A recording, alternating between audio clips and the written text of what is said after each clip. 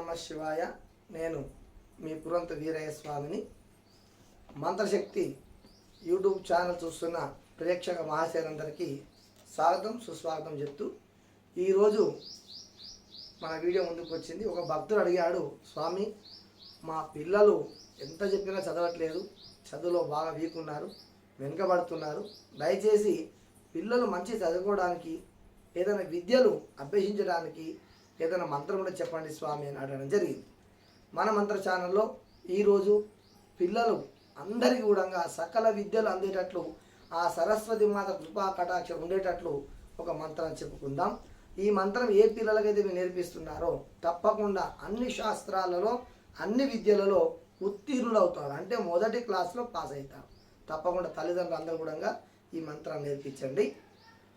ఓం yeah కుందేందు తుషారహార ధవళ yeah శుభ్రవస్త్రాన్విత yeah వీణావరదండ మండితకర yeah శ్వేత padmasana yeah బ్రహ్మాచ్యుత Shankara ప్రభృతిభిర్ దేవై సదా పూజిత సా మాం పాతు సరస్వతి భగవతి నిశేష జాడ్యాపహ.